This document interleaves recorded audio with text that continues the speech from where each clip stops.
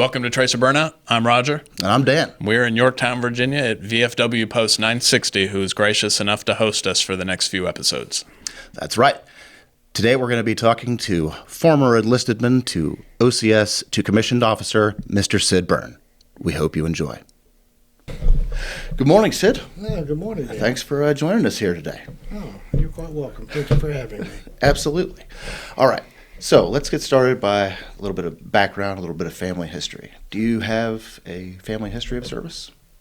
No, I'm the first one in my line to join. So that was a choice I made for me because I didn't know what I wanted to do, and I figured now I've got a college degree. I still have no idea what I want to do. So I looked around in the civilian world for a while, and still there wasn't. I had no purpose, no motivation, direction. And then I saw the Army. I'm like, this might help out. I was like, I'll just give it 3 years, and when I grow up, I'll figure out what I want to do, and I'll move on. And did. That's a familiar story. Did you go straight to college from high school? I did. What did you study? History, and then eventually I found out while I was doing the history major that I needed a foreign language. So I made the foreign language my minor. I would not make that mistake again. English is hard enough. Fair enough. But no, my foreign language I chose Russian. I think it was mostly because of her pretty face in the class. And thank God for the wonderful professor there, because she took mercy upon me, and I got through it. Where'd you go to school? Ferrum College. It's in Southwest Virginia. So I went there, a small school, Division III, but I thought I was at college to play ball.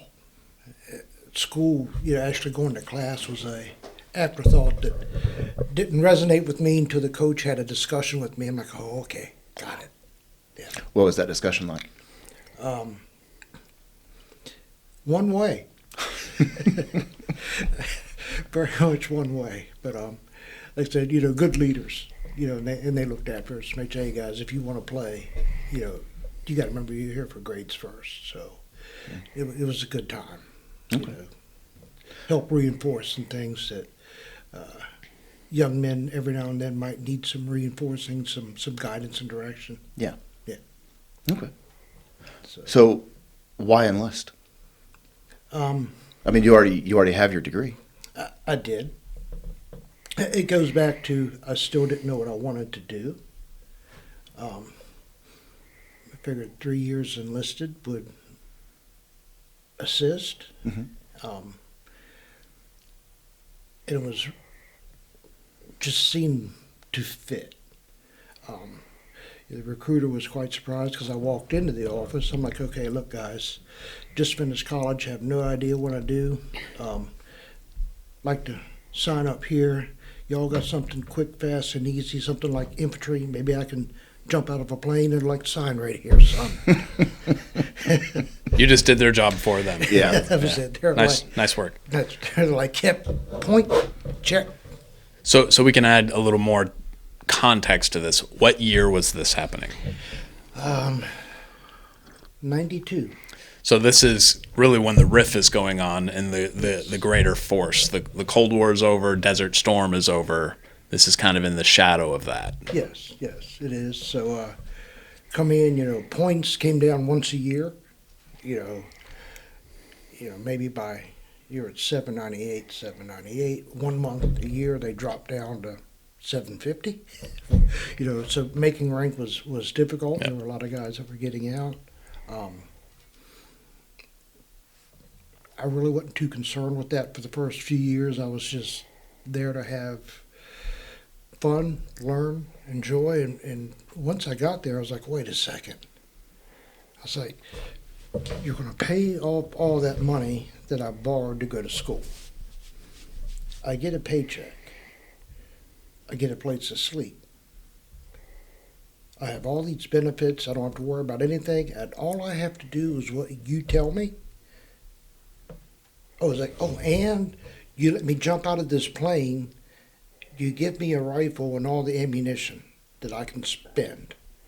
I'm like, no wonder we're going broke as a government. Yep. I was like, man, I'm in. I'm in. I'm in. I like it. You know? So, was it the Be All You Can Be commercials that Yes. gave you the idea? It was. That was a great marketing campaign. It was. I think, aren't we And back? once again is. And once again, yes. I was going to say, we're back to that. We are back. You know, What's old is new. Yes. Yes. What, do you remember a specific commercial that you saw or that you heard on the radio? I don't. It was just the, the jingle, the rhyme, Yeah. be all you can be. In the Army. Oh, yeah. And seeing the, I guess, the paratroopers, come jumping out of the planes, like, man, that looks kind of cool. Yeah, I want to try that. And it was fun. So when you left for basic training, Yes, you went down to Fort Benning. I did. You had been away from home to go to school, and yes, Virginia to Georgia is not very, very far a distance, really. But had you ever been away from home for an extended period of time like that before? No, I mean, college was the first time away, and then straight from college down to Benning. I did the late entry, so I was back in the home area for I don't know, maybe 6 months after college, and then I went down to Georgia. So yeah, that was like I said, the first time there was that large of a separation distance-wise between me and the family. What was your family's reaction to you enlisting? Dad was like, "Great, you need it." That'll learn you. Yeah, he was all for it. My mom was like most mothers, my baby's going to get hurt. I don't want him to do this. I carried him for 9 months. If anyone's going to take him out of this world, it'll be me and not somebody else. God bless Mom. She had every That's what reason. moms do. Yeah, that's they're the ones who actually let us live. That's as true. Young men, because by God, we certainly try and We try to outdo ourselves. Yeah. So what are your feelings stepping off the bus on Sand Hill for the first time? wide-eyed. And of course we got to the reception depot, and of course there wasn't much antics there to greet us, just a drill, and of course you're always wrong, you're always moving too slow, and you always got to line up with a bunch of other guys who, like you, have no idea what's going on. So that was fairly easy, and of course we all made pals quick because we're all in the same boat. The military's good for that, that's for sure. That's true. Cattle trucks. Yeah, the cattle cars, that's right. Cattle cars, because I grew up on a farm, and these cattle cars, the first time I realized that, those are actually meant to transport bodies, not cows. It can be both. You can always get one more. One more. That's right. One more. That's right. So, do you remember your basic training unit? Charlie 154. Charlie 154? Do you remember your drill sergeants? Oh, yes. Drill Sergeant Langdon, Drill Sergeant Couch, Drill Sergeant Centrone. Very well. So they made a lasting impression on you. Oh, without a doubt. I mean, they were only with you for 14 weeks out of your life. So. Oh, yes. Again, they reinforced that you're always wrong. You're always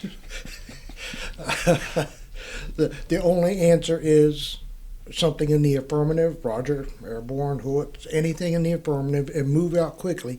Even if you have no idea where you're going, just start moving. They know you. This is a question. They knew you were on an airborne contract when you arrived. Okay, so most of us were in their one station unit training then, but the fabulous thing about my particular group is most of us were on airborne contracts. So most of us, went with each other from, one station unit training over to airborne school, and then a lot of us actually went to the same battalion. Oh yeah, nice. And, Okay. And so it was great. Yeah. Yeah, I had a great time with that. Made a lot of lifelong buddies, starting there in basic. That we just kind of followed each other throughout the phases of training and assignments. Is there a particular event or training event or really anything that you remember most clearly about your time in basic training? Oh yeah, yeah. So when we went from repo down to our training unit, let the antics begin. Drill sergeant yelling there at the cattle truck, run here, run there, run here, get your stuff. Everyone's running frantically and, all the fun stuff. But the drill sergeants had a great sense of humor. You have to appreciate the... Yes, they do. You've got to appreciate the art form that they turned this into. Mm-hmm. And so, those barracks were 3 stories high. Mm-hmm. So up there on the top floor, you see this drill sergeant. You realize it's drill sergeant because he's got the drill sergeant hat, but you're so far away you can't see too clearly. Mm-hmm. And he's shaking the heck out of this guy. And next thing you know, you see this guy come flying off the 3rd floor, like all the way to the ground. This is an old trick, And it's just one of those training mannequins, one of those dummies. But, That's what they told you anyway. It set the tone. We're like, oh crap, we better listen. Was there, especially during the shark attack, or at least in the initial few days, were there a significant number of individuals who immediately regretted their decision and wanted out? Maybe after seeing a body fall off the third floor? There may have been, and I can't really recall. I do recall we had a lot of great practical jokers in our platoon. A lot of guys that were like, "Oh, okay, let's have fun with this." At least make it interesting. Yeah. It was. We did a lot of push-ups. We were a very fit platoon. That's that silver lining we keep coming back to then. Yes. Yes, because there was you guys got jokes. Yeah, we were very fit. We got something for you. Yeah, oh yeah. Nobody knows the mess around game better than drill sergeants. I can tell you that. Yes, I remember they'd call out a private's name and you go running, and of course they probably can't. Well, in fact, they can't do this stuff now. I can go ahead and speak about it. It's so many years past, but you go running around the corner because someone called your name. You either were stay alert, stay alive, or you were having problems. Because if you didn't duck, that grenade body might have got you.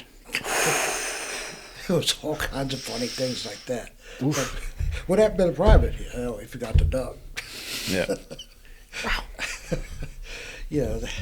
But it was all in fun. Yeah. And just, we had one guy in the platoon. I guess you always get one that several weeks into it decided he no longer wanted to play, so he pulled that, hey, I want to do the suicide thing, so we all had to do the suicide watch. Failure to adapt. Oh, yeah. That was hard, But Was he discharged, or did he change his mind, or was he restarted to another battalion?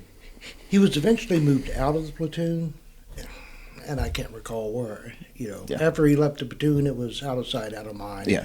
I had other worries like, okay, my bunk happened to be just right at that point where the drill sergeant, they always came down the hall, and and they looked at both rows, and they had to do this dramatic pause at some point, hands on hips, and then the yell and flip the bunks to get attention. My bunk happened to be that particular spot, so. Every day it was like, well, I don't know why I'm making this because there it is on the floor again. Yeah, but you learn, don't do things like, well, you didn't flip my bunk today, drill sergeant. Don't open your mouth. Don't look backwards. Just keep moving. Do not draw attention to yourself. Yeah. The gray man, you want to be the gray man.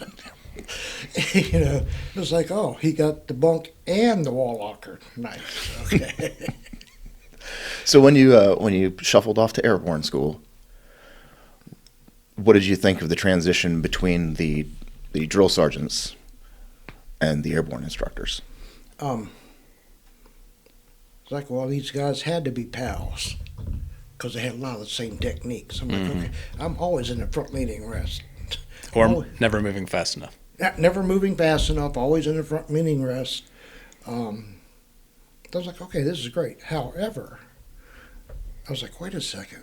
they actually let us go somewhere after training. I was like, oh, it's on now.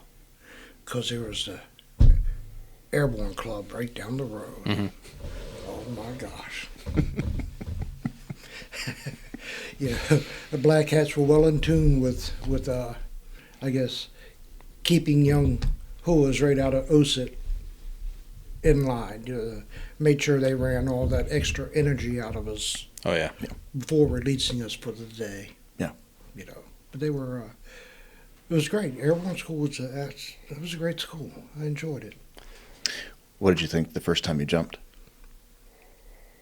I was like, so this is what it looks like this high. And I actually volunteered for this. I might have to rethink this. Nah, I'll just jump. When you were in the air, what were you thinking?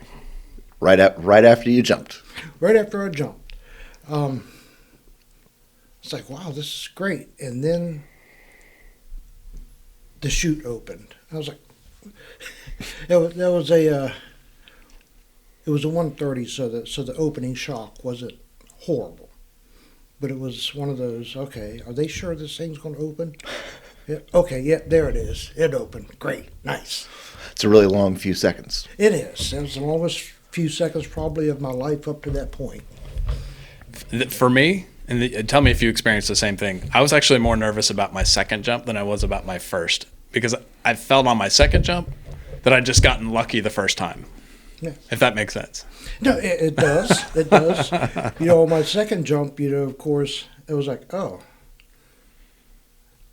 I've actually come to think about this a little bit. First time, I was like, you're a young guy. You're up for anything once. You're going to try it. Second time around, you actually start thinking, it's like, damn, I might actually get hurt on this. What if the first one was a fluke? So yes, the second one was a little bit more worrisome, if you will. But after that, it was all just falling in line. It's gravity at that point. It was gravity. It was Hollywood jumps. Those are the easiest jumps I did in my career. In retrospect. Yeah. Which kind of leads us into your first duty assignment. So you finish up airborne school, and you PCS to where? 1 Panther Charlie, 82nd Airborne. 82nd Airborne Division. Oh, yes. So the infamous turnip truck, which is what we call the truck that all the brand new privates show up on. For when I was in, it was all Thursdays. Thursdays is when the new privates show up. So tell us about showing up on the turnip truck. Actually, that was rather undramatic, if you will. Okay. Because my battalion was at JRTC at the time. So I showed up on rear detachment. So it was rather easy.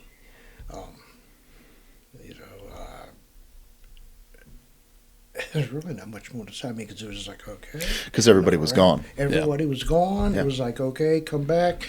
And, of course, that's what I learned detail cycle was all about. Like, okay, cut grass, trim hedges, mop floors.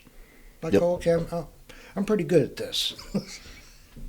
No, it was, like I said, it was rather undramatic change. It was show up, they in-process me. It was all pretty smooth. There was, like I said, rear detachment, maybe half a platoon's worth was there. I feel like you may have been cheated out of the true 82nd experience for showing up when your unit was downrange. Oh, they made up for it when the first sergeant got back. Don't worry about that. So, in part with that, how was the integration with the new unit? Because you're no longer in a training unit. This is the unit you're going to be in for years now. How was the integration process when they got back, and then in the weeks, months ahead? It was great because you joined in and you realize all of a sudden you're wearing a uniform, you're wearing the maroon beret, and whether you met this guy before in your life or not, it was your family. It was easy, welcoming, instant pals. We all had obviously several things in common right off the bat. Like I said, this was for me, it was an exciting time. It was like, okay, this is great. Yes, of course, there's the squad leaders and the team leaders and platoon sergeants that are, teaching you, helping you, and then occasionally encouraging you with some extra physical activity. Is that what we're calling it? Encouragement? It's encouragement, It's you're shaping the next generation. Shaping it, The molding of young minds. Delivered with all the love that only a non-commissioned officer in the airborne community can deliver. But it was a good time, learning time. Everyone always, had a lesson to convey. Some were conveyed a little easier than others. Some were filled with much more sweat than others. So you're a rifleman on a rifle squad. What is your first weapon system that you were primarily responsible for? The saw. Okay, And the squad automatic weapon. Yeah. I have yet to figure this out, except for no one wants to carry more weight. But it's like, wait a second. The saw is 75% of that fire team's firepower, and we give it to the new kid. Yep. It is that way, or it was anyway, that way across the board because it's a weight thing. Yes. That is what it is. It all comes down to just pure seniority. Yep. That's what it is. Yeah, no one wants to carry the extra weight. No one wants to carry the extra few hundred rounds. Mm-hmm. And hey, there's the new guy. You got the saw. It's like, Yep. And at that point, and this is the mid-'90s, the M60 is still the machine gun of choice at least in the Army infantry anyway. Yes, So this was 93. Mm-hmm. So when I showed up, the M60 was still going. The Pig. Alive. The Pig, the 20-some pound bolt action machine gun. Term of endearment. So you had your turn with the Pig at some point, I'm sure. Yes, in fact, had my turn at all the positions within the fire team. Then team leader. Eventually made myself up to squad leader. Okay. But throughout those times, every weapon system that was organic to the infantry, I had my time with. Yeah, we saw in your records that you were a dragon gunner as well as javelin. Yes, Which was the replacement for the dragon. that was my first lesson in don't volunteer.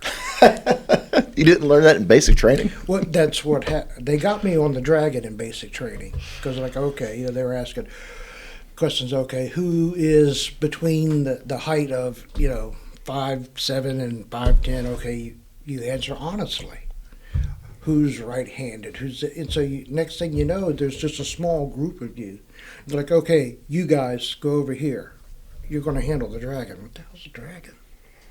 It sounds so cool. Yeah, though. it sounds really cool. Dragons are awesome. Yeah. Until you find out, wait a second. You go through the class, you learn it. So please explain what it is. Okay, the dragon is the older anti-armor missile system, shoulder-fired, rather heavy, rather bulky, and very slow. About 100 meters a second with a 1,000-meter maximum range, effective, with a huge signature when you squeeze the trigger.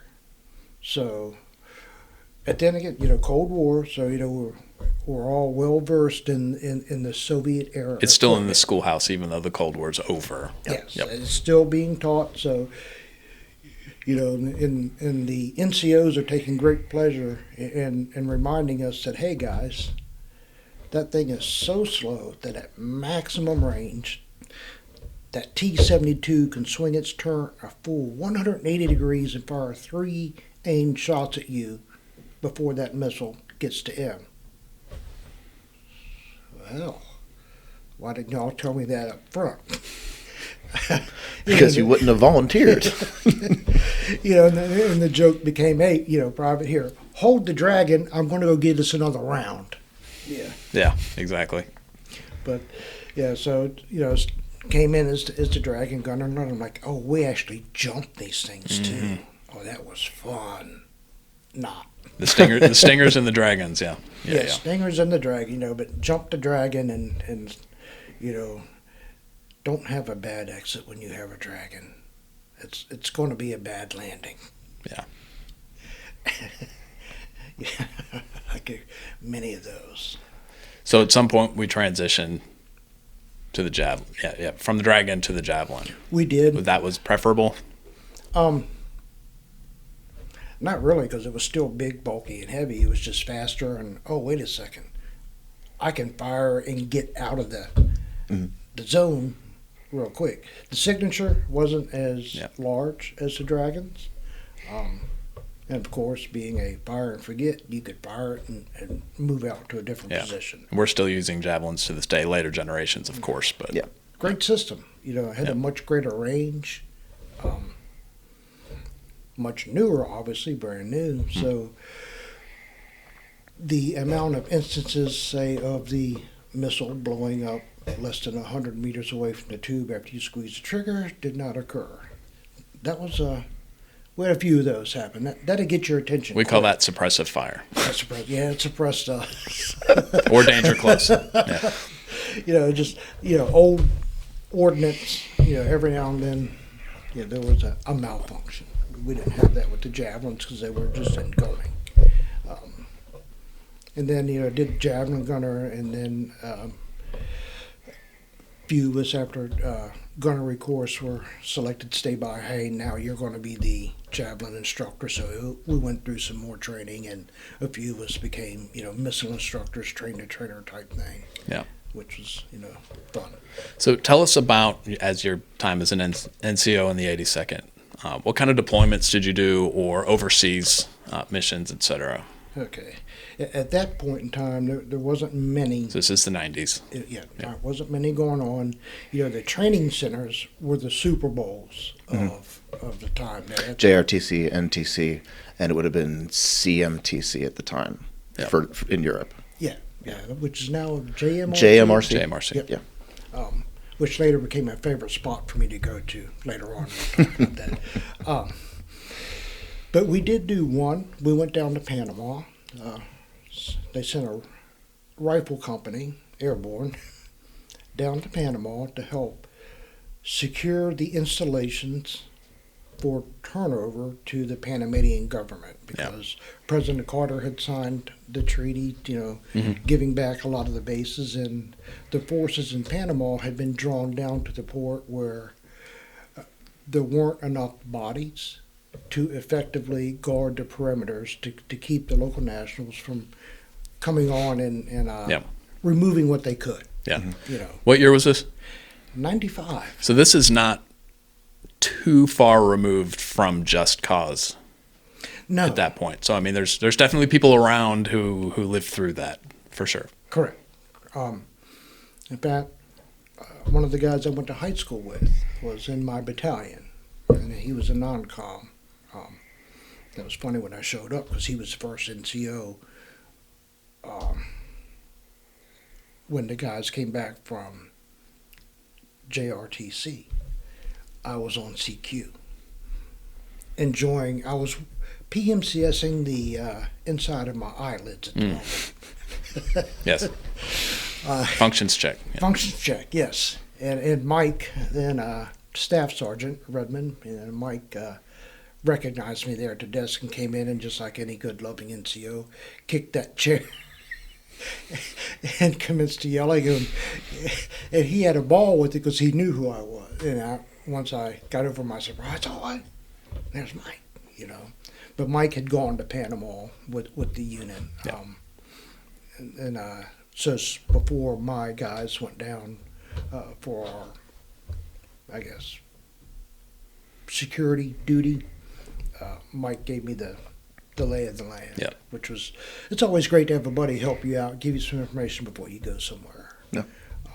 The Panamanians will remember the airborne from that invasion. It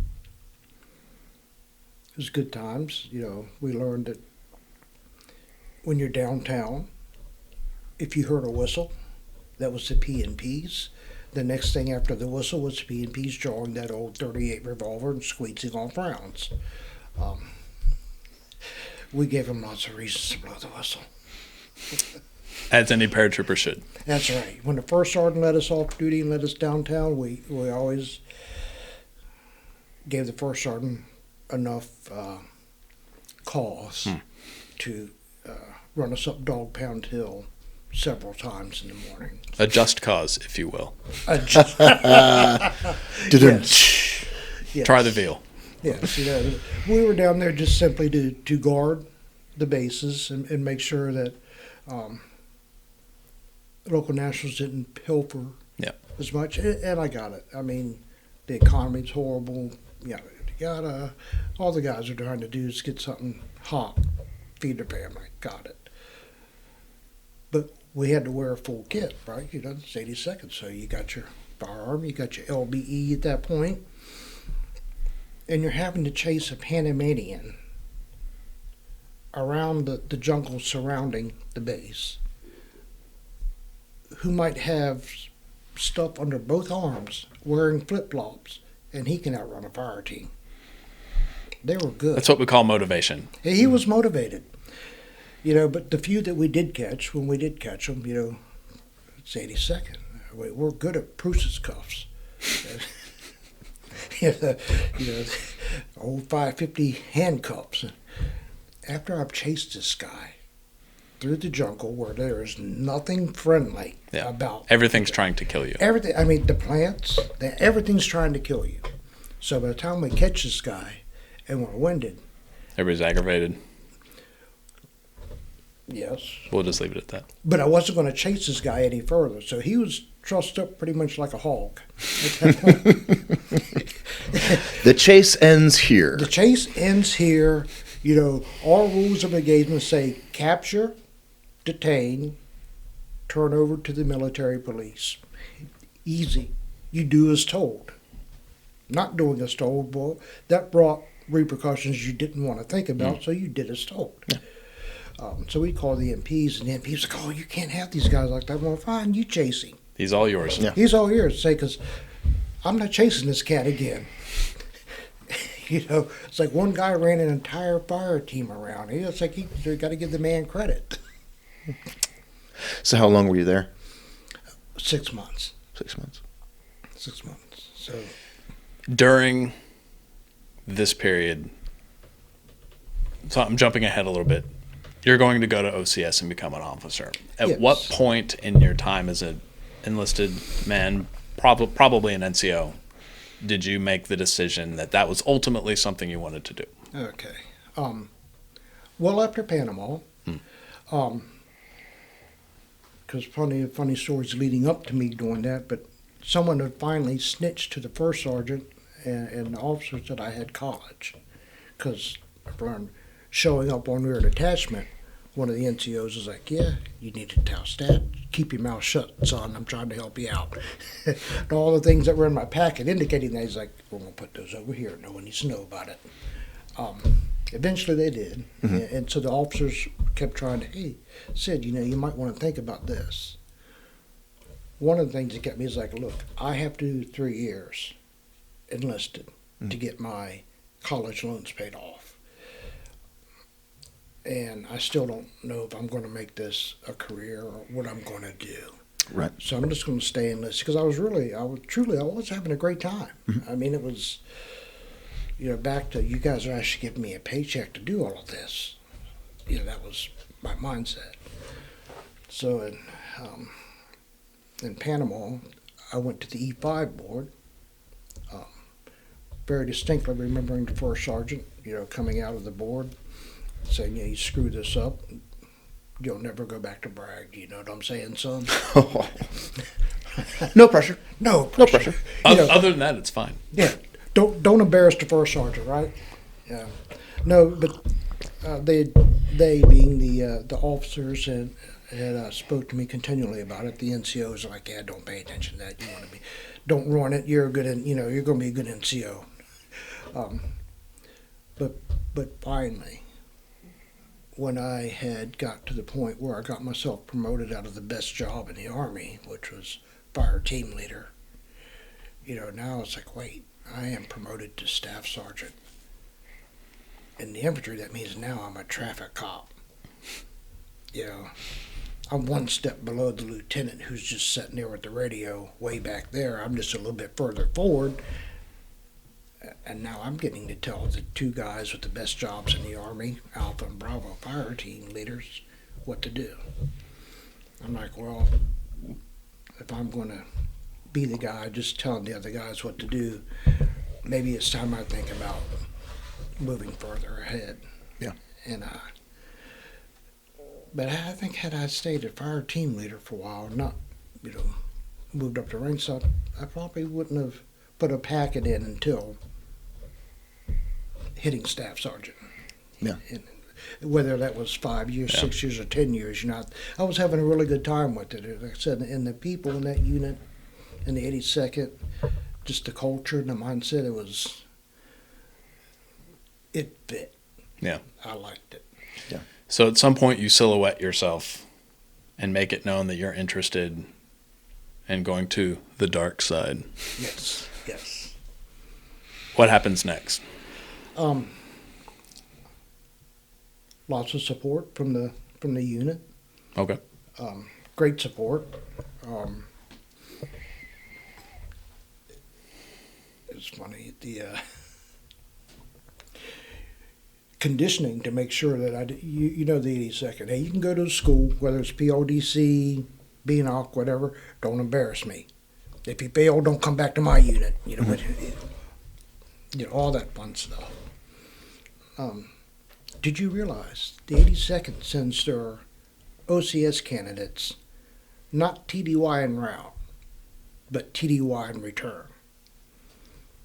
Because they got you. They're like, look, you're airborne. Mm-hmm.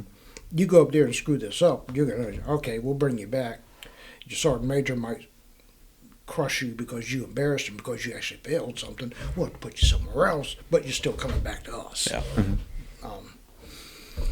No, like I said, I got it.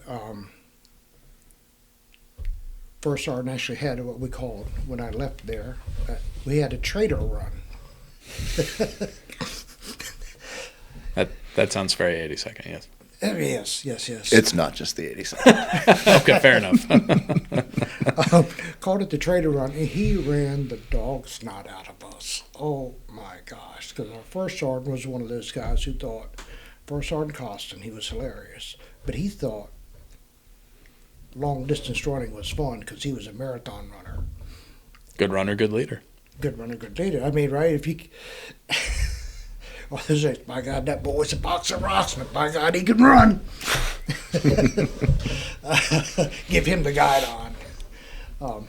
Yeah, I remember that run very well because it was several miles at the sub 7 minute pace. Start seeing colors.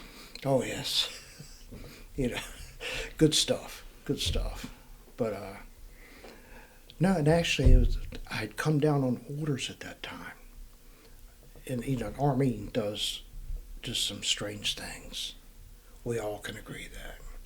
Yep. So while I am pending word on my packet, because I'd attended the OCS board. Mm-hmm. So I'm just waiting word. I get orders moving me, just a CONUS move. I think it was up to drum, something like that.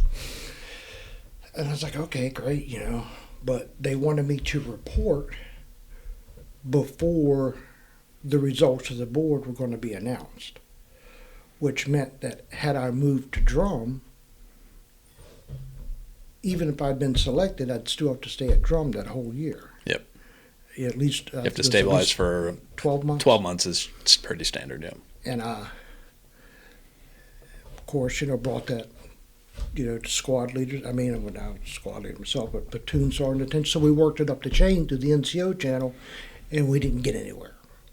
So okay, now we have to move it to the officer channel because it just didn't make sense. Because it's like, look, I'm not asking to not PCS and do as the Army wants me to do. I'm just asking if y'all hold off for a minute. Mm-hmm. And we didn't have any luck, so got the battalion commander involved, and I remember him very well. Battalion commander came down to the company, and I was in the company commander's office. He explained the situation to him. He was like, I could fix this, and I well remember this gentleman, Colonel Tata, he was a great commander, a very good commander. And he just had that look about him that it was like, okay, it's like, yeah, Ranger, all check. That was the epitome of infantry battalion commander, and he had that stern look, and we're all, appropriately awed at that. But he was like, okay, makes sense. He made a phone call. I was like, all right, Airborne, this is how it's going to be. And of course, at that point, in infantry, when officers spoke, it might as well be the word of God coming down to you. Mm-hmm. And that's how it's going to be. And that's how it was. He's like, all right, look, you're going to get to stay here until word of that board. But the day that board results posted, if you're not selected, you're moving out. Roger, sir. It was just funny. One conversation with him, and whatever that battalion commander did and how he handled that problem is... Don't worry about it. Exactly. It was handled. Don't worry about it. But it was the trust that, we had in our officers at that point. It's, when you had a legitimate problem and you couldn't solve it in the NCO chain and you brought it to them, if it was legitimate, it was solved. That was end of story. So you made the board. Yep. Yes. And you dodged not a bullet, but a claymore known as Fort Drum. Oh, yes. Is this personal then? No, not at all. Not at all. Not at all. So you made the board, and you headed off back to Benning. Yes. Which was like, hey, I like this place. But you're not on Sand Hill anymore. No, not at Sand Hill, but, OCS was even funnier because by this point in time, I'd been in the 82nd for several years, so I'm well used to terms of endearment, yes. colorful euphemisms, hands-on leadership training. Hands-on leadership, some very creative ways of physical conditioning, making mud out of a dirt pit and sweat. It's an art form. So we get to the OCS and it's more the same. But again, you gotta love the sense of humor that follows you around, whether it was fate, the good Lord's intervention, what have you. But the majority of my OCS platoon was from the 82nd Airborne Division. And we're looking around going, hey, aren't you the cat that had the C that showed up late? Yeah, I remember you. Oh, man. You can't outrun your reputation sometimes. Right, so we had Panthers, Falcons, baggy pants. We had everybody in my platoon going, okay. And our attack officer happened to be a 504 guy. So, well, there's only one brigade in the 82nd, but yeah. Oh, yeah. Just like one We division. won't have any of your snobbery here, so. One division in the Army, right? That's right. There's something other than 82nd, right? But, so that was the start of just an incredible experience with OCS because, we had all these guys that were like, okay, this is all you got for us? Oh, you want me to do push-ups until I have nothing left in my stomach to give? Okay. You realize my sergeant major could do this 10 times better than you guys ever could. So it was a great time. It was like, okay, we're always wrong. That's a theme. We're always late. Never. But if we did something, it was always together. Yep. The attack was like, well, yeah, they're wrong, but they're always together. If you're all wrong, you're all right. Yeah. There we go. It was like, hey, if one of us was something, it was all of us. One or none. And so we had that down pat. It's like, okay. You want me to low crawl around the building? Got it. You still friends with any OCS candidates that you went through with? Friends, I've lost touch with most people throughout the years. Yeah, it happens. A lot of people ended up getting out. I think there was just a few of us that were in. And as of today, I probably couldn't tell you where anybody is right now. So how long was your time in OCS? wow, I can't remember. About 14 weeks. That sound about right? 14, 15 weeks, somewhere around there. Thereabouts. Okay. How did you? Okay, so you were enlisted infantryman. Yes. You end up receiving a branch Yes. once you commission. What did that? Did you choose what you wanted? Did you do a preference sheet? Did you already have a pretty good idea of what you wanted to do, or sometimes just as important, what you didn't want to do? What did that look like? Yes. That looked like starting off with me failing the hearing exam when I went for OCS. So, of course, obviously, infantry, there's going to be some hearing issues. So the hearing conservation officer, on those of us from the 82nd that were going, there was a lot of us that didn't quite meet the standard. So he's like, okay, guys, here's how it's going to go down. You don't meet the standard for certain MOSs, but you're fully qualified for everything else. So I couldn't go back to combat arms. Too many Dragon missiles. Too many Dragon missiles, laws, AT-4s, good stuff. The fun stuff. The fun stuff. Oh, did you actually realize that the 5.56 millimeter round, the report from that, although it doesn't sound horrible, is actually the most devastating sound in the Army for the 4,000 hearing range. Because of the pitch? Because of the pitch. Yeah. Well, all human voice falls in the 4,000 range. Mm-hmm. Yeah. It's just, Yeah. So there we were. We decided to mass produce that across NATO. Yes, and of course that's going to be the most commonly used round in the NATO militaries, but especially in the U.S. because you're always at the range. Yes. And you're always firing 5.56. And in the infantry, you can't have both earplugs in at the same time because there's this thing called the radio. and missing the call to shift to lift fire is not a good thing. No. That's literally how people get killed. Exactly. Got some good stories on That's that. also how you catch a boot to the helmet. Yes. Yeah, but no, but So branching. the branching part. So I could not go back to combat arms. I'm like, okay, great. I had no idea what I wanted to do. I think I put down quartermaster, put down some maneuver support. And I'd already been told by this point, hey guys, your OCS, doesn't matter what you put, you're going to get what the Army needs because the academy guys go first, then the ROTC guys. That has not changed. and then you OCS guys. So you're going to get what the Army needs. It's like, okay. But in the Army, again, you got to love the Army's decision making sometimes, and I make fun of it. I got branched artillery. I was like, wait a second, I thought I wasn't allowed to do this. You don't want the deaf guy writing down the grid coordinates for 155. Not a good thing. So the hearing conservation officer at Bragg lost his mind when he saw that.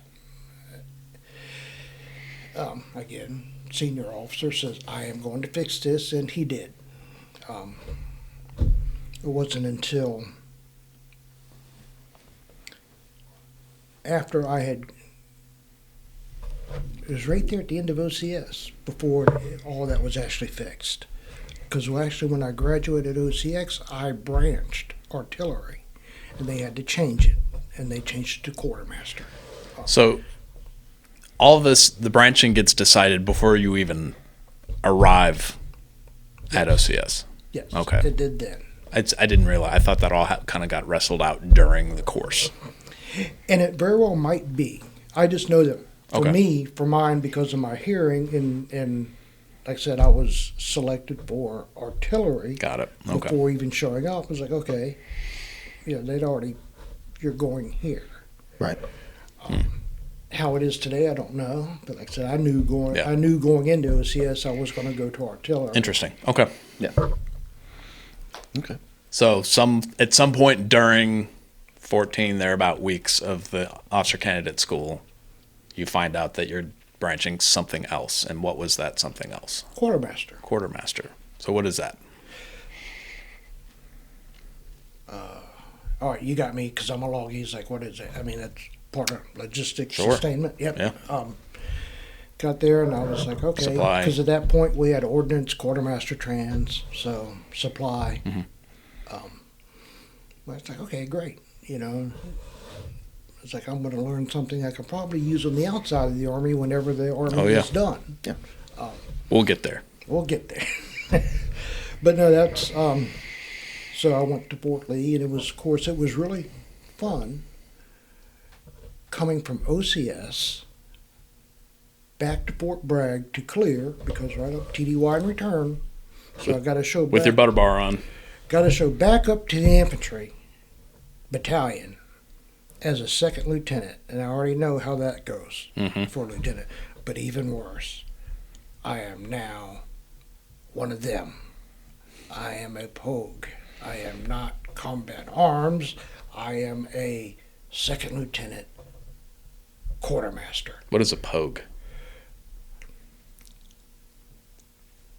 Probably the most horrible thing you could be inside of the 82nd Airborne Division. It means you are not one of us. Persons other than a grunt? Yes, you are someone other than the guy who kicks down doors and kills people. You must be one of. You do all the stuff I don't want to do. Which, come to find out, is some of the most important part. But we're getting ahead of ourselves. Yes. You of course, the infantry guys, we never admit that. Of course. Never. But I show back up to my battalion, branched, quartermaster.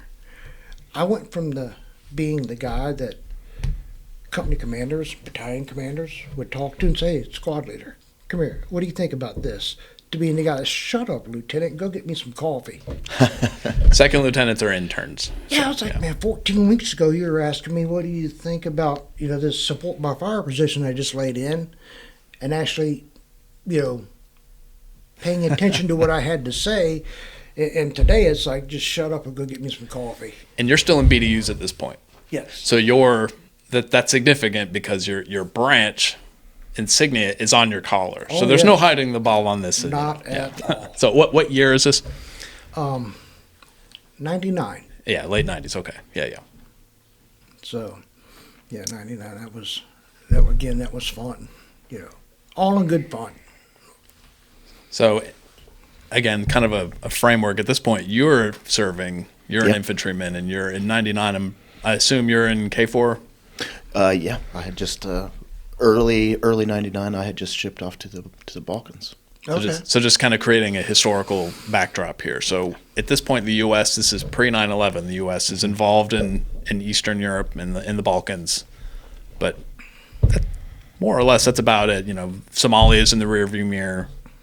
Desert Storm, Haiti, they're in the rearview mirror. So we're about to enter a brave new world. So you are now a commissioned officer. You report in to your old unit. You get your stuff, and then you head down to Fort Lee, now Fort Gregg Adams, in the south of Richmond area in Virginia. So tell us about the basic course. It was still the basic course back then. Oh, yes. Fun, of course, right in. That was my first interaction with the mixture of all the commissioning sources. Yeah. So, we had guys in the basic course from the academies, people from ROTC and a couple of us from OCS. And it was nice. It was like, okay, very academic. Still standard Army school way, your regular PT running. So it was pretty easy. It's a gentleman's course. Yeah, certainly what I consider a gentleman's course. Yeah, sure. Okay. Compared to the infantry, right? Yeah, I'm like, no one's, waking me up in the middle of the night and telling me I got to get up and go run 5 miles just to do it. And I was like, I wake up on my own, okay, PT formation, breakfast, class. I'm like, this is easy. But I did learn some things that I did get eye-opening experiences. I go to Fort Lee after being at Fort Bragg for, about a little over 6 years. And I find out as part of the Quartermaster Corps, we had this thing called a bath, laundry, and shower platoon or shower element. I find out about this while I'm in Quartermaster School. Ah, we got this in the Army? We actually have showers? Like, man, I never saw that in the infantry. Somebody gets showers. I was like, well, I'll be daggone, check this out. And then they told me, hey, we got a unit like this down at Bragg. I'm like, hold up. Hold up. There's one of these units at Fort Bragg? I'm like, yeah. I'm like, you're... It's a block away from where you've been all this time. I was like, if I had a larger set, I'd call the first sergeant, give him a piece of my mind, but I don't. But yeah, that was it was interesting because I learned lots of things existed that I had never thought about as a young grunt. As a young grunt in CO, the only thing I knew about supply was if I didn't have it, go yell at the supply sergeant. Mm-hmm. You know, that was Yeah. that was the technique. So it broadened your mind to the massive scope that is the U.S. Army. Yes, you know, because I can very well remember being the guy sitting on the hilltop out there by Rock DZ and NTC or in the midst of JRTC going, man, I'm certainly hungry, but, you know, those log trains keep getting hit and we're not getting resupplied. And, you know, so now I'm the guy learning how to do resupply and actually get that stuff to the guys who need it. Yeah. So your first duty assignment after the basic course, you're now a newly minted logistician, commissioned officer. Where do you go? Back to Bragg. Back to Bragg. Center of the universe. Center of the universe. And see me, you know, in my completely brainwashed, voluntarily so, state of being thinking, division. What else is at Bragg? I'm sure there's other stuff, but I don't care. It's division. No, you're going to COSCON. Mm.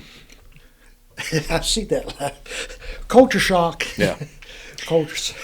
Because, you know, just different mentalities, different mindsets, because you have infantry, and then over here on the other side in COSCOM, it's The other side of Bragg Boulevard. the other side of Bragg Boulevard. Wow. I had a great education on sustainment and logistics. You know, I was blessed. I got to go to then what was called a CSSB. I worked inside of the 46 Corps Support Group. So we had everything. Every aspect of quartermaster and trans and ordnance was represented in that group. Yeah. Yes, that's the Combat Service and Support Battalion. Yes. But the breadth of what was covered was everything, at least at the core level anyway. So Yes, and our commanders did a great job. Colonel Robin Aiken, first female battalion commander, was there. She made sure that we had a lot of LPDs and leader professional development. leader professional development. So even though we might have been in a maintenance company or whatever, she made sure the lieutenants were exposed To all the different elements. to all the different Yeah. elements. So Very good. yes, she looked after our professional development, and we grew. The education I received there was fabulous. A lot of the officers I worked with there, you know, continued to work with throughout my career. Even after I retired, I was fortunate enough to get to work with a few of them that I'd worked with there. You know, I guess Army's small It is indeed. sometimes. But it was a culture shock for me. I think for the first 18 months, I probably had IG complain on me every week. It's when they open the 15-6 that you need to start worrying. I didn't have those, but you know, Sergeant Robert E. Towns, my first platoon sergeant, God bless him. God bless him. He'd put his arm around my shoulder and walk me around the motor pool every day and be like, "Sir, this is my lane. This is your lane. You no longer have rockers and chevrons. You need to stop that." They knew that you were prior enlisted. Yes, yeah, it was like They always know. They always Did know. you volunteer that? Oh no, it was well known before I got there. It's like got it. Fabulous platoon sergeant, just a fabulous man. And helped bring me around from the infantry squad leader to the lieutenant logistician. Helping to change your mentality. Yes, Yeah. and helped me learn to become an officer. He was real good. In fact, my first company commander, then Captain Lanier, he had lots of love for us. In fact, I used to remember him telling me, "Sid, I've got so much love for you in my heart. I want to give you 0-500 to fix this, because believe me, I have plenty of screw ups." He told me that about 1,700. So I had to be saying, "What the hell the heck do I?" But that was a good time. Yeah. It was a good time. Well, go ahead. No. Well, you didn't have too long to enjoy it because 9/11 was right around the corner. It was. So I did and would you believe, under Captain Lanier and Sergeant Towns, that right after that unit, I moved into another unit, and that's where I went. 9/11 occurred. Fate would have it. Do you know what my first platoon was? My first company?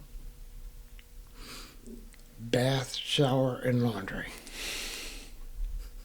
Still there at Bragg.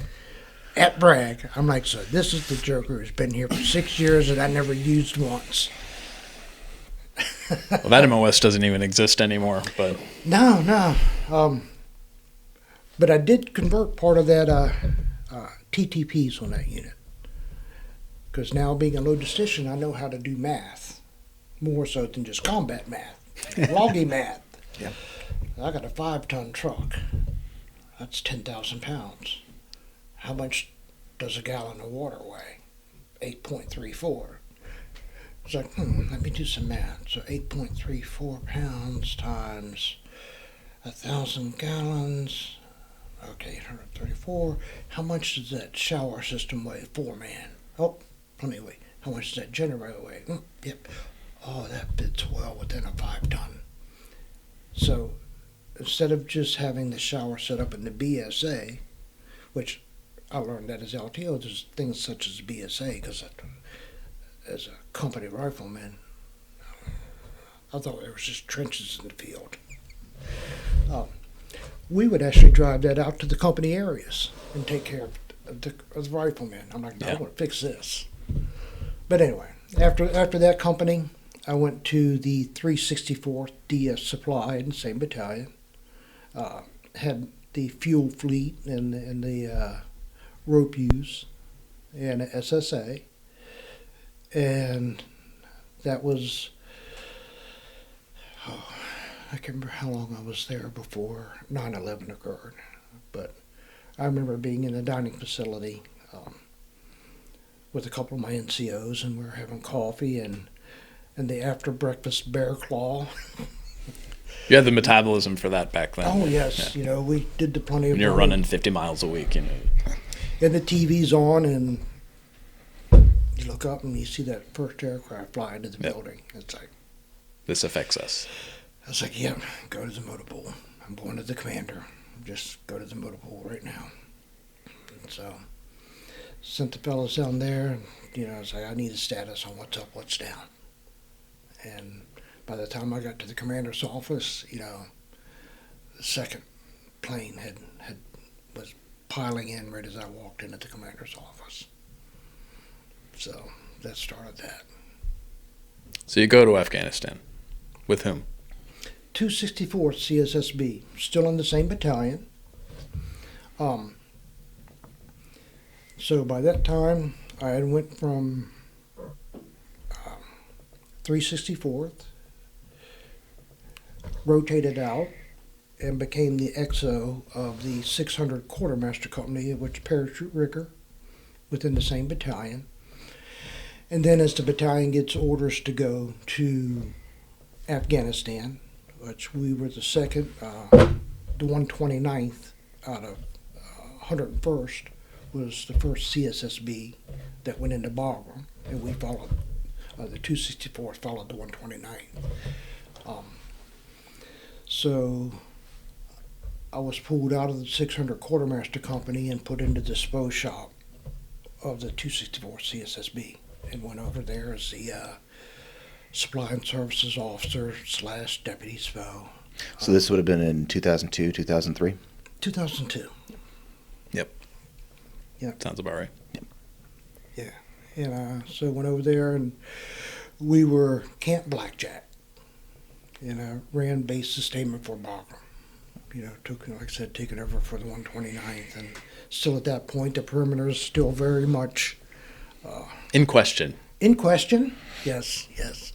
Lots of fun times. Building up the capacity of the base, fuel capacity, maintenance capacity, sustainment capacity. Yeah.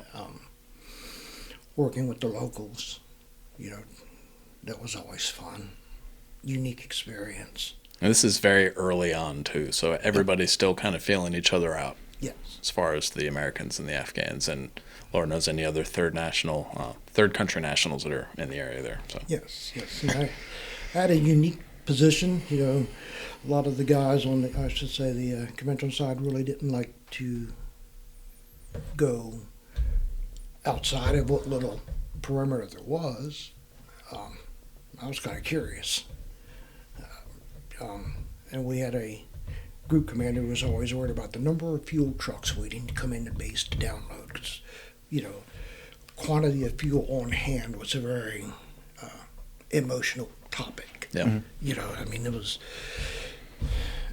we consumed a great deal of fuel, and needing to get that in there. Anyway, I would go outside and work with what we called the AMF at the time, Yep. which went away, the Afghan Militia Forces, and beg those guys, learn to negotiate. Okay, it's like, look, I need the fuel trucks to come in, and that's where I learned, okay, Afghanis and Pakistanis had a... Different point of view? Yes. A difference of opinions? And Afghanis did not hesitate to do an Afghani tap dance on a Pakistani driver. Because you had to pay taxes. Learned about the taxes coming through the different regions. Some of them official, some of them not so much. Yeah, mostly as, who had the most guns got to levy the most taxes. But it was like, okay, guys, look, what can I do to help streamline this, maybe lessen some tensions around here, because your tensions are creating problems for me because my fuel trucks aren't getting in unmolested, which is causing problems for my brigade commander, and I don't have enough rank to withstand the problems. Yeah. Okay, guys, I need to fix this down here because, You're a first lieutenant still at this point? At this point, I had just pinned captain. Maybe junior captain. Okay. A pinned captain overseas. Yeah. So I was learning. Exactly. Of course, we're all learning at that point. Oh my gosh, what do we do now? The training that you had beforehand, whether it was through official schools or through LPDs with your commanders, your NCOs, your fellow officers along the way, did that prepare you for some of the obstacles that you faced in Afghanistan, especially early on? Was there some stuff in retrospect when you got back from Afghanistan that you were like, you know what, you brought back some lessons learned that you passed on to your subordinates because you didn't have those going in? As far as interactions with the locals and, I guess, common Army task, I learned far more in the infantry that would help me do that than I did in the logistics community. In the logistics community, I actually learned how to, do my job. But it's those other skill sets needed to survive and navigate your ways. The infantry did more for me on that. It was those, like I said, those NCOs that we had there, the amount of training that they gave to us official and unofficial, to prepare us to fight, win, and survive on the battlefield. You can't hold a candle to that anywhere. Yeah. I mean, that was just, it prepared you for a lot more than just infantry. I don't know, that was something I found very unique to combat arms. You know, and I don't know if it's still that way or not, or it's just my perception of it then. But No, I'd say that's pretty true. I Yeah. mean, I've been retired for a little while now, but I imagine it's still the same too. To a degree, anyway. yeah, I mean, and I get it, because, having been in the log field for, almost 20 years, there's always work to do. Like when you're in garrison and infantryman, there's hip pocket training. You're always doing something. Sergeant's time, all that stuff. Yeah. Always weapons to be maintained. Yeah. And always some sort of class to be something. But There's never time to sit around and do nothing. Yeah. but in the log world, it's even worse. I mean, you do the same job. I mean, if you're turning wrenches in the field, you're turning even more wrenches in the rear. Mm-hmm. Same with the cook. So the amount of time that those MOSs like that have to prepare for duties outside of their primary MOS is so small compared to what we had in the infantry, if that makes sense. Yeah. Yeah, I can get that. And that's because there's always a cook is a cook is a cook, and they're always going to work the most horrible hours, the longest hours, but they're not going to have the opportunities to learn things secondary to their MOS. It's much more focused. Yeah. Narrowly focused. Yes. Just simply because that's just the nature of the beast. Yeah. So you come home from Afghanistan. Yes.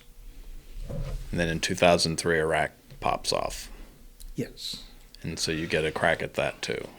Yes, see, because I did Afghanistan in 2002, came back, went to Click 3 up at Fort Lee. Captain's career course. Yep, did the captain's career course at Fort Lee. Went back to BRAC, ducked into USASOC under the 528th, when 528th was a battalion. So you're now in a special operations unit. Yeah, just a support unit inside of. Yep. So, and go back to Afghanistan. Okay, Afghanistan next. Okay. This is a story that many personnel can tell, right? You deployment, school, maybe a KD job, back to deployment, back. So that was my story. So I went back to Afghanistan. What year was this that you went back? 04. Okay. Got back from there. Stayed in USASOC, just moved to a different unit. Came out of USASOC, say, in 07, late 07. He got hit up for a MIT team. So, So that's a military transition team. Military transition team. And so went out to Fort Riley, trained up, and we went to Iraq. So for all of 08 and a little bit into 09, I was in Iraq. So just some more historical context, Iraq has gone completely sideways sometime in between it started and that point. So 08 and 09 is after the surge. So you're coming in after. Yes, I'm coming in. Actually, I did a couple of high fives with guys that had, been there through the surge and saw the worst of it through. Yeah. That those same guys and I would later cross paths again and work with, later in the Army. Got there at the tail end of that surge, Diyala province. Worked with the 5th Iraqi Infantry Brigade. How was your experience working with, because they were more or less a conventional force versus working with the AMF in Afghanistan? What? Regulars versus militias. What was your experience like working with them versus the AMF? It was a little bit more difficult for me to, and I guess a lot of it was due with the religion and the culture, just in those specific regions. The Shia Sunni thing was very much a problem in Iraq. I didn't have that problem in Afghanistan, which, there was learning different dynamics all the time, but that Shia Sunni dynamic was present, but it was different than my experiences from my prior 2 deployments in Afghanistan. So it added another challenge to deal with. The Afghan, Pakistan, Tajik, that is much more tribal and clannish. However, you get down into Iraq, Saudi Arabia, down into the Arab areas, it's more sectarian than anything else, meaning Sunni versus Shia. And you cannot assume these are all the same thing. No, and it was much harder to negotiate a resolution to problems between those sections, but in Afghanistan versus Iraq. Yeah. Maybe it was the religious ties were deeper,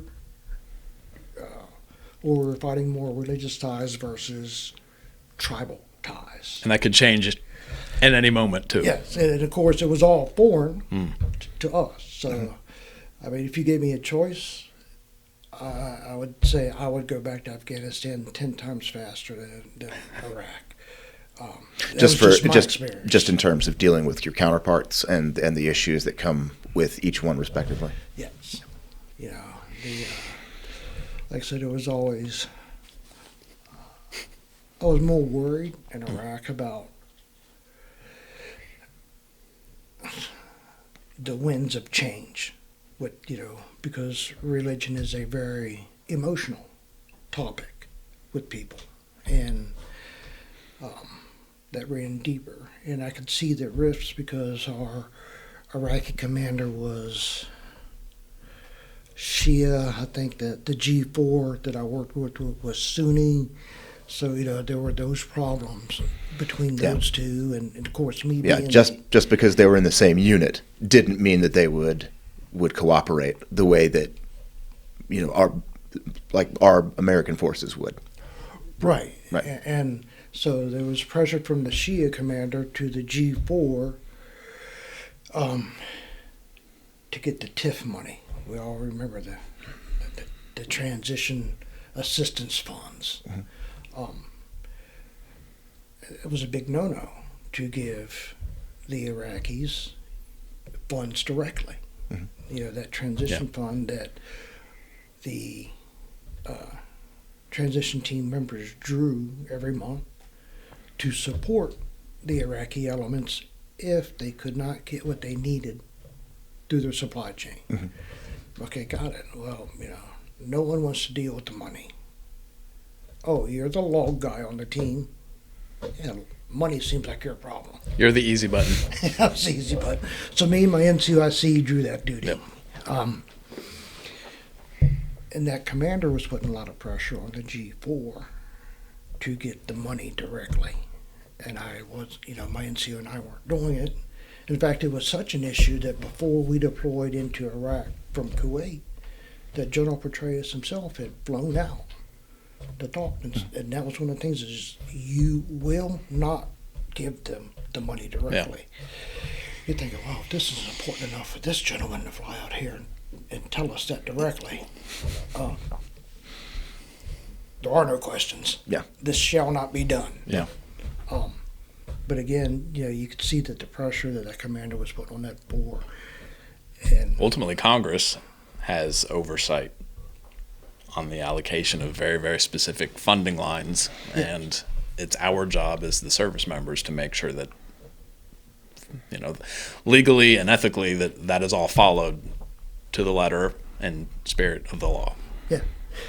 And so, it was just the pressure from Touch Dynamics. It wasn't so bad, but then my MIT team commander was getting pressure from the, Iraqi brigade commander, for that.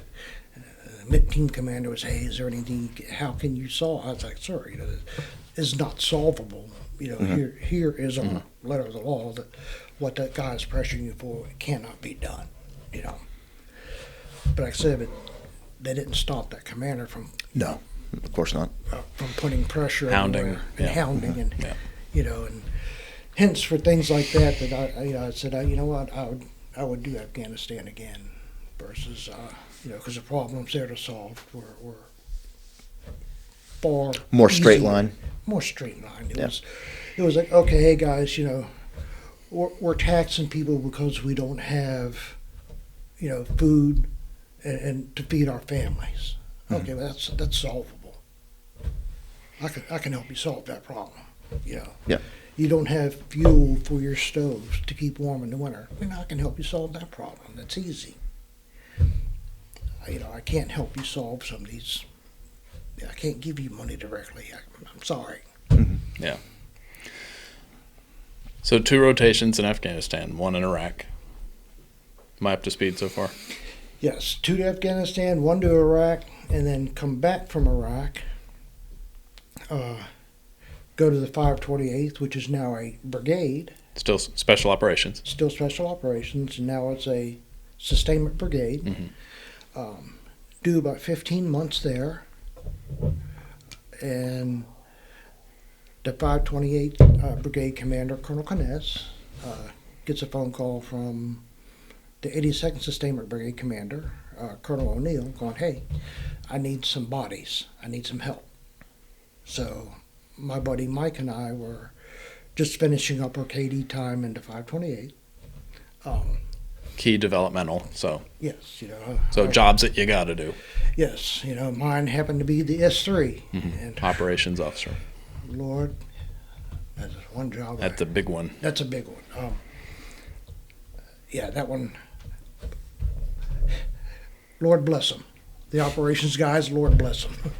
That was a rough one for me. But anyway, finish up that. So we immediately go from there back over to Afghanistan because the 82nd's already deployed. So we joined them. And again, that was in Bagram.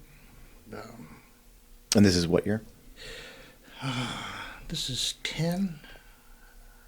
Yeah. So it's been going on a decade since the first time you were in Bagram in 2002. And by this time, it is no longer the, unsecured perimeter. Perimeter questionable. Yes. Yeah. That's a small. The airfield is actually operational. The air traffic control tower actually has windows and a roof. Yeah. There's a PX and a green bean coffee. And everybody's running around and they have to have their PT belts on all the time. Yeah, by this yes. point, yes. Yes. So, yes. Hey, the glow belt will protect you. That is, you must have the glow belt. Thou shalt. Thou shalt. Yes, it is a very large installation at this point. Huge. were you surprised at the massive uptick? No, not really, because Not really. I mean, because you could see from when I got there the first time, and the speed and Yeah. the purpose in which that base was being built and expanded was just phenomenal. And I saw it all 3 times I was there. It was, Bigger,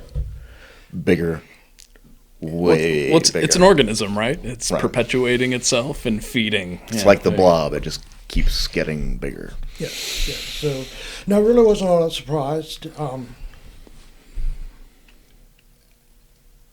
You're kind of surprised at the amount of amenities Mhm.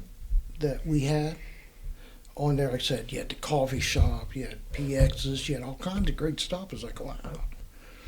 Things I didn't even think about, but they were there. It's like, wow, this is nice, Must have been nice. Yeah.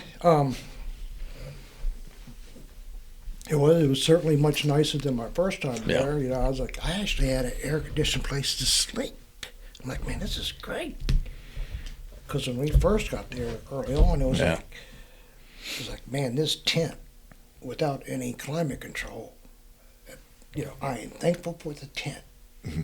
But daggone, it's 110 degrees inside this thing. Yep. That's one of the greatest symbols of civilization is air conditioning, and I would even add in there just ice. Yes. The whole concept of ice. Yes, to this day I still have a problem with plain bottled water, because those early days, even the later on days, it's 1900 degree temperature bottled water, and of course you were thirsty. They've been just sitting out there on the tarmac or whatever. Yeah. Yes. Yep. Yes, if it's not a very cold beverage now, I'm like, I am hard pressed to drink this, unless it's my hot coffee. So you were, go ahead, Dan. So how long was your third tour? The Iraq tour. Oh no. Or your third tour in Afghanistan, I'm sorry. About 10. It was less than 12 months. I got over there halfway through the 82nd's time. And the 82nd handed off to the 101st. And my buddy Mike and I stayed back with the 101st. Reason being, at that point, it was positioning. You got to like how the old bulls do business, and I love it. Mm. We were sent over there to the 82nd, but my colonel was like, hey, I'll give you some guys, but you got to square them away on the backside. So we got another KD job. I don't know. But the Colonel O'Neill was like, hey, you know what? Your job's not ready for you. The other guy's still in it. So you can come back and be an assistant to the assistant to the assistant somewhere. Mark time. Yeah. Or since Colonel O'Neill, 82nd, knew Colonel Peterman, 101st, since they were lieutenants, he goes, you can stay back with my pal here, Colonel Peterman, and, they'll put you to work gainfully, which they did. I appreciate it. Got to work for a new unit, doing same log stuff. Mm. You're attached?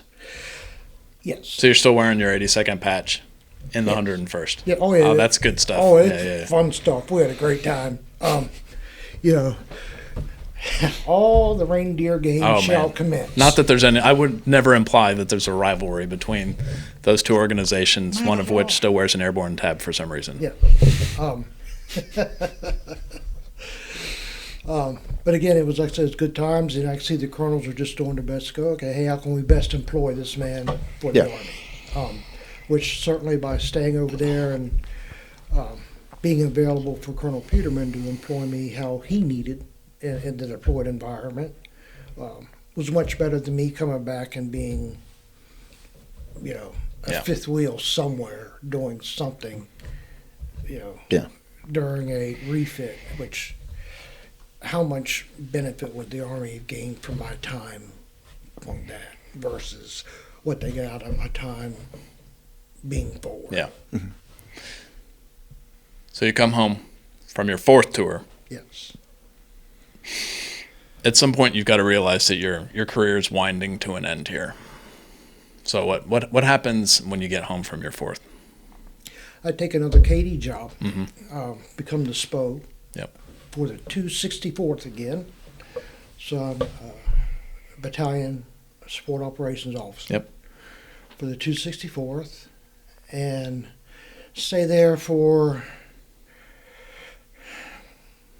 15 months, somewhere, 18 months maybe, and then I PCS to Fort Lee, and took over, started working in the support operations course as an instructor. So that was interesting. Like I said, the SPO time was great. That's where I loved that job. I just loved everything about support operations, and I would choose support ops over S3 ops any day. Yeah. Everyone finds their niche. Mm-hmm. I give nothing but the highest praise and admiration to the guys in the S3 ops side because, man, that's rough. My brain was more in tune with support operations. I love those math problems. It's like, okay, I got X number of bodies that need X amount of stuff. I have X amount of equipment and X amount of bodies to meet that. And let me figure out how to do it. Just so you know, I really don't envision us talking to too many veterans who say, "Man, I love those math problems." I don't see that being a common occurrence. So interesting. No, I mean, for me, it was We need people like you, Sid. it was just, I guess I'm a geek with it. I don't know, but it was like, wait a second, I can fix this because, in the Army, we learned it. Hey, you know what? I learned this in the 82nd. There is nothing we can't do. I mean, we're the Army. We can do anything in the world. And bless Colonel O'Neill's entire being for beating this into me. Yes, you can do anything. It's just a matter of cost and risk and identifying who owns which one. Yeah. So, and that's what I liked about log. It's like, it can be done. How much is it going to cost and who owns the risk on it? Yeah. That's excellent staff officer work. I mean, that's where you make your money. And, like I said, I would take that problem any day of the week because for me, it's easy to fix, easy to solve. As a loggy, the one word, or there's two words you never use, and no and can't. Those just get set over in the non-existent bin. Mm-hmm. It's yes, here's the cost, here's the risk. Yep. Yes, but. Oh, not but. Yes, here is, because, it's like... Cost and risk. Cost and risk, Commanders sir. make those Yep. decisions. Yeah. Yep, sir, ma'am, it's your call. I'm just here to tell you, give you the facts. Yeah. I always had to phrase it learn, great commanders, always to phrase those answers in a positive light. Yeah. It's not a negative, it's just a fact. And Yeah. so, again, I would do that. The S3 job, SPO, love it. So you're instructing at the schoolhouse for logistics. Yes. How many years of service are you at this point? I mean, you're a major. Yes, I'm right at 20 years when I show up Yeah. to Fort Lee, somewhere around 20 years. When you arrived, did you know that this would probably be it for you, or were you still keeping your options open? I was leaning towards it being, the end of the line. How every time you show up to a new unit, you have to go see the commander. Mm-hmm. And, hey, what's your 5-year plan? And, at this point in time, I'm less certain about my 5-year plan than I was when I first showed up at 1 Panther Charlie. Yeah. I was like, my 5-year plan is Fort Lee. He's like, Sid, I can't keep you here for 5 years. Well, it turns out. I was like, well, sir, can you keep Mr. Byrne here? Because I just knew I was back in Virginia and as my home state, and I'd had a great run, but I was getting a little bit tired, Mm-hmm. and I wanted to excel. We all want to excel. I believe every soldier wakes up and they want to do well.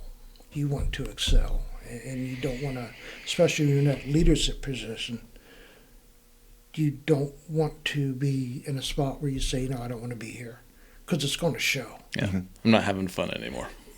You can't have that. You just can't have that out there with the troops. When you get to that point where it's apparent that you're tired or you don't want to play anymore, then you need to go, because that's not what you need for your soldiers to see. Yeah. Yeah, well, as a leader, your soldiers are going to feed off of your energy. Yeah, that's Exactly. certainly true. Yeah. Exactly. And that SPO instructor job was a fabulous job. That, great peers, good leaders. I loved the job. I loved the topic. Very enthusiastic about it because, again, I was like, wait a second. I get to teach all this geek stuff. Man, I'm in. That was just fun. Okay, but the writing's on the wall as Right. far as your active service. Yes, because I realize that if I stay, it is going to mean a PCS, and just knowing the Army, that PCS isn't going to be back to brag. That PCS more along the lines of be you're going to Alaska. Yeah. You're going, I just wasn't up for that. Yeah. On the officer side, the higher up the pyramid you get, the less and less say you get in these types of things, which you would think it would be the opposite. It's actually not true. Correct. So, I'd stay there in the writing. Yeah.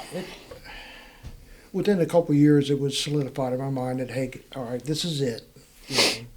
I'm going to stay here as long as the Army will let me stay. And once the Army says otherwise, I'm talk with the commander, put in a packet, and I'm just going to call it. And that's what I did. Yeah. So you retire out at Fort Lee as an instructor in the schoolhouse. What do you do immediately following the end of your active service? I become a contract teacher for the schoolhouse. So same place. Same place. I just love the job. I think we all three sitting here can agree that no matter the pay grade of the military student, that student is going to do some funny stuff every day. They will never disappoint for entertainment anyway. It's very true. I lived for that. It was so funny because I lived for the light bulb moment because I remember my light bulb moments, and I love being that instructor and helping my students get to that light bulb moment. Yeah. And just the anticipation of what are they going to do today that's going to make me laugh uncontrollably. So I stayed there about a year, and then I saw this unique GS position come open, and I applied for it, and God willing, I had a brother paratrooper there that was doing the interview. And it was with an organization that I'd loved. It was my favorite organization that I'd worked for, USarmy. Special operations. Yes. Army special operations. Army Special Operations, So, again, not a special operator, just a logging, supporting those guys. But it was for an integrator job that was employed by the Special Operations Center of Excellence to represent the Special Operations equities to the Sustainment Center of Excellence. And, after going through the process, completing the interviews, I was blessed with a selection, and I've been there ever since. And it's been a great job. Yeah. Don't get in the classroom on a daily basis like I was as a instructor at the Army Sustainment University. But very fortunate to be able to get back there on a recurring basis. Just enough to scratch the itch. Exactly. Yeah. Just It keeps you enough- young being around the Yeah. captains, in this case maybe. Yeah. And what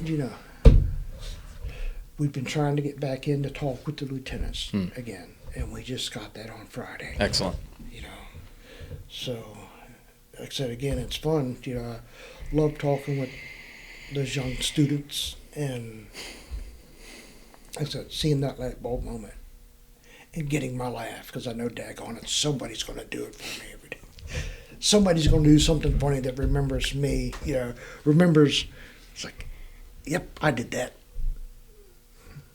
So, even though you're out of uniform, your life in service has continued in the GS world.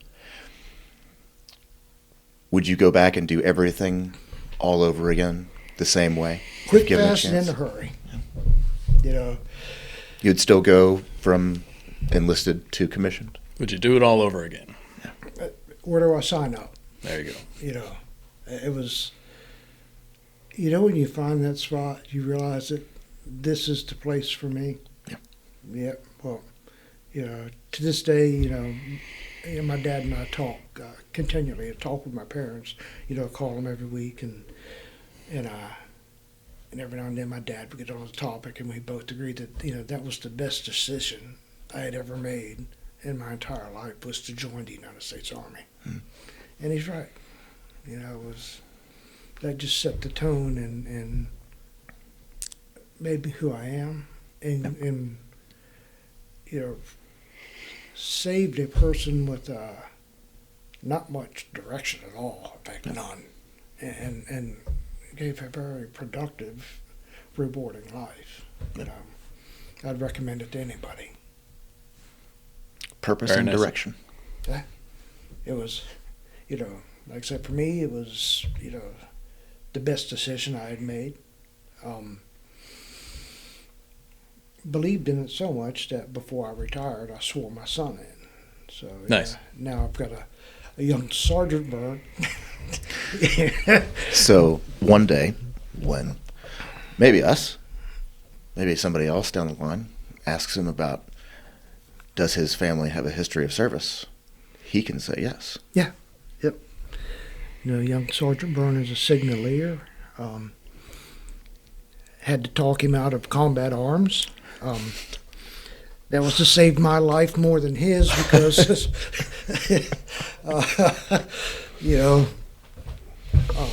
but thank God for Sergeant Major Potter. She was our battalion sergeant major at the time that I swore my son in.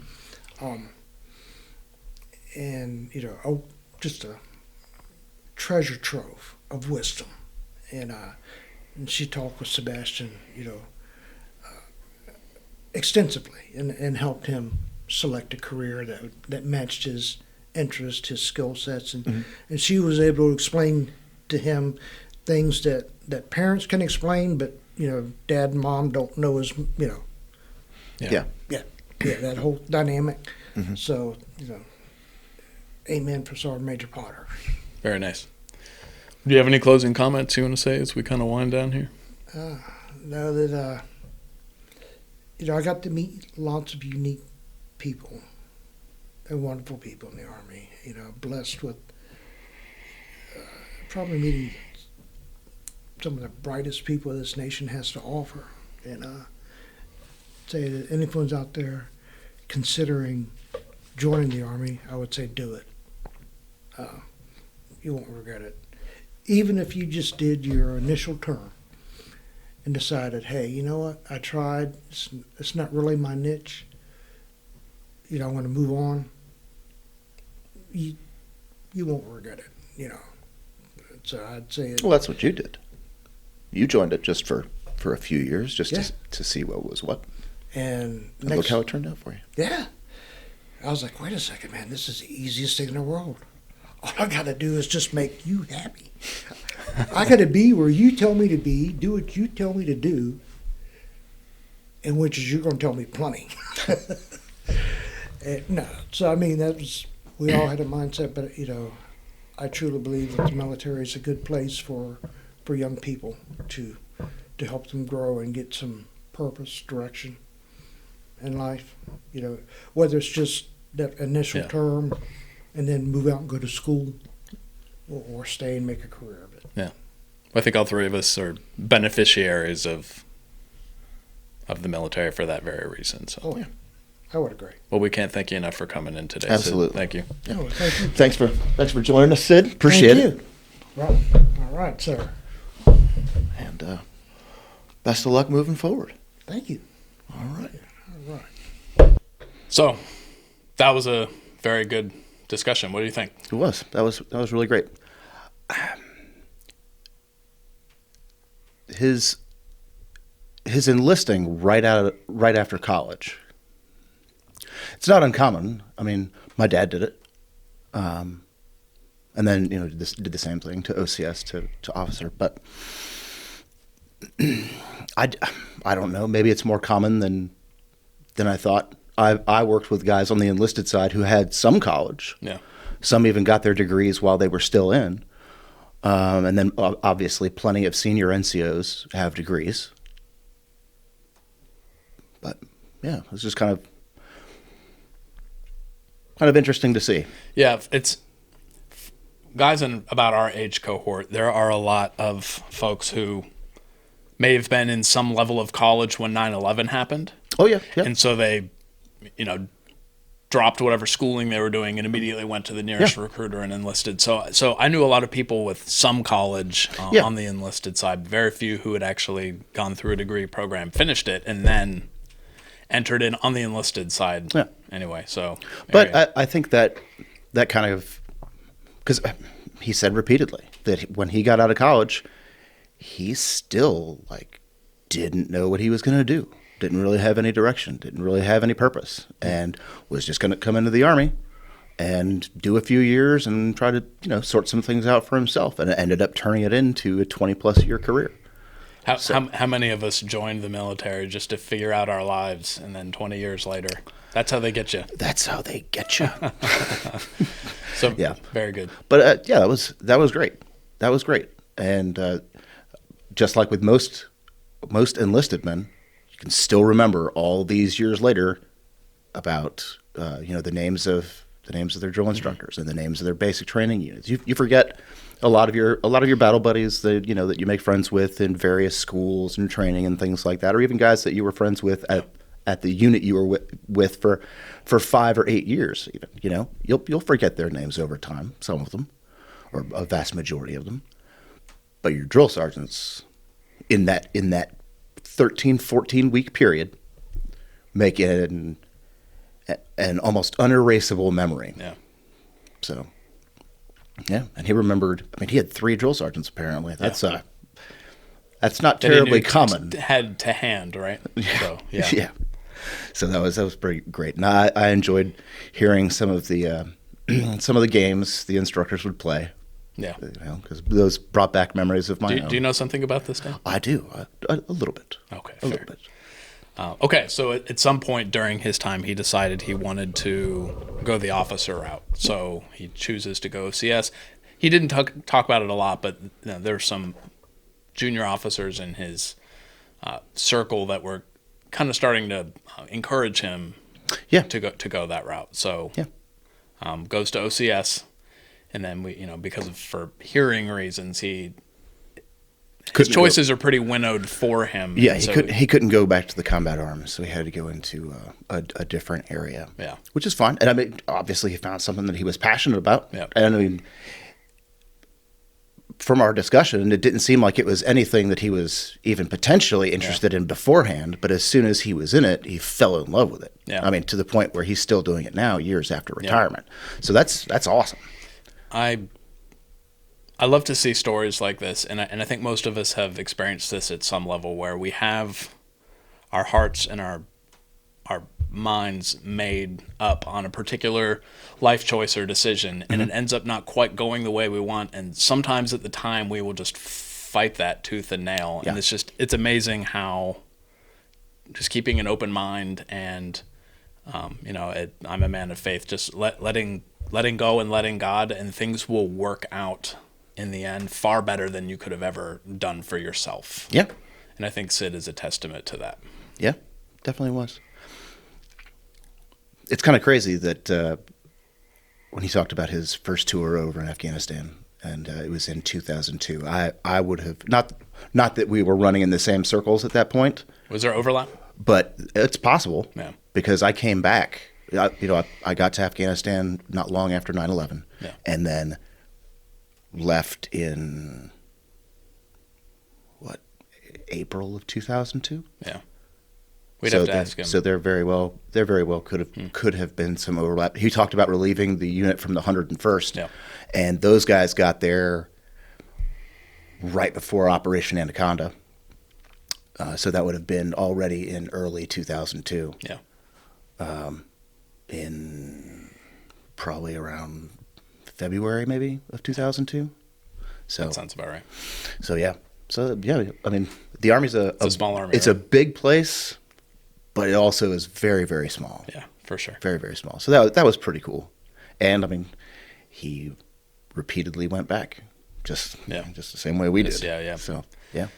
And then he's now part of a multi-generational military family, as his son is now currently serving on active duty. As we have spoken about before, those multi-generational families with lessons passed on from parent to child and child to grandchild and so on. Yeah. So that's pretty awesome. Yeah. That's pretty awesome. And then I love how Sid continues to serve through his GS position. So even once you take the ruck and the uniform off, and you don't have any cartilage left in your knees, you can still find ways to serve Uncle Sam. And I happen to know where he works. And he does a great job. So to serve the American people, right? That's right. Yeah. So that was great. I enjoyed hearing his story and his progression along the way, and the various twists and turns that it kind of took. Yeah. Like going from chasing down Panamanian pilferers in the jungle. Nice alliteration there. That's good. Yeah. All the way to pulling your hair out, trying to get supplies through various obstacles with the AMF and Pakistanis and whatnot in the early 2000s in Afghanistan, to being an instructor and teaching all the younger logistics officers all the things that he has learned across his very, very long experience. That was really cool. Yeah. I enjoyed that. Agreed. That talk. So, anything else? I don't think so. All right. Well, free fire time. Oh boy. I have got something special for you. You can go back in time for 24 hours. Mm-hmm. You can only observe. You cannot interact. This isn't a butterfly effect thing. No. This is just you observing something for up to 24 hours. What is one event?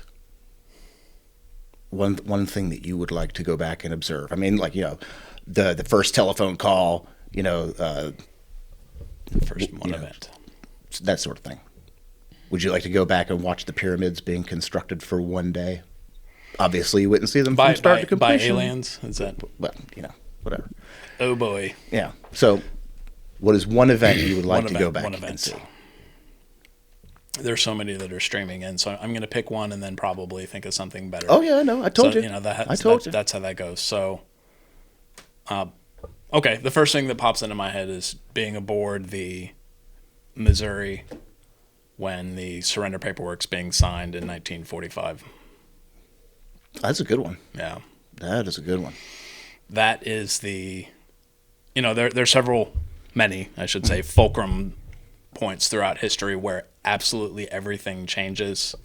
And I think the unconditional surrender, VE Day and then VJ Day, but the surrender at the Missouri, I think that 1945 period sets the stage for several generations, of which, and maybe this is a topic for another day, I think we're now kind of living through the post-World War II era is drawing to a close, and so what happens next? And that's what all the smart people are trying to figure out. So, But that is my answer. That's a solid one. How about you? That's a solid. Okay, well, I am going to take it in a different direction. Mm-hmm. How much do you know about post-Napoleonic War Europe? I'm talking like immediately after. I guess you'd have to ask me something that's slightly more specific than that. All right.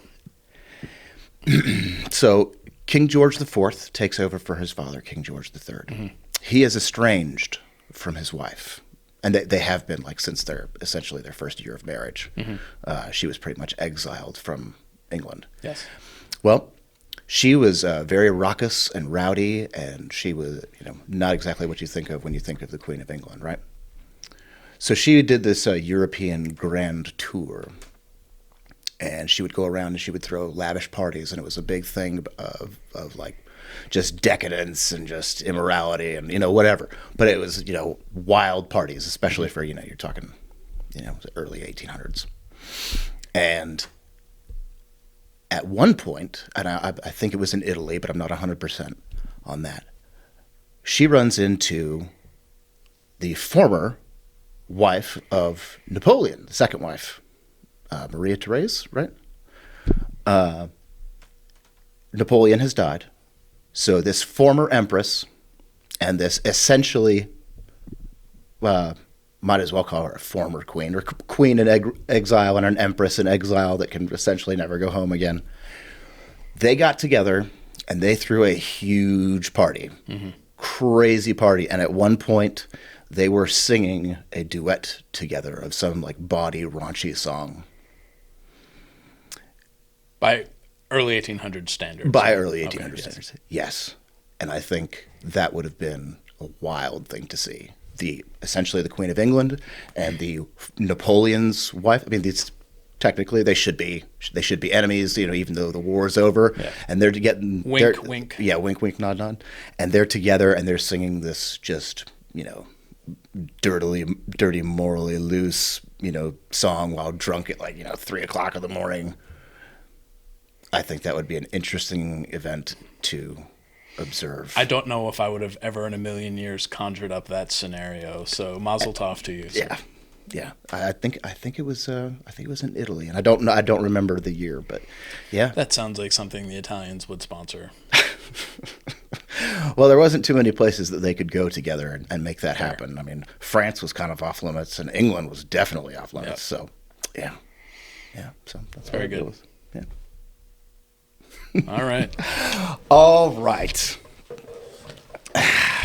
So, we hope you enjoyed our discussion with Sid as much as we did. And if you did, then please like and subscribe and share with a friend or two or a family member, somebody that's interested in service or somebody that just likes sitting around and listening to old veterans talk. You can support us by obviously doing the like and subscribe stuff with all the social medias that'll be linked below. And also by going on to our website, there is now a donate sort of button or whatever it's called, link. Via PayPal. Yep. Yeah, through PayPal. And there's also a link to our merchandise store, so you can get a sweet shirt like that. Yeah, it's pretty dope, right? It's very sweet. Yes, indeed. So, thanks again, and remember that your service matters.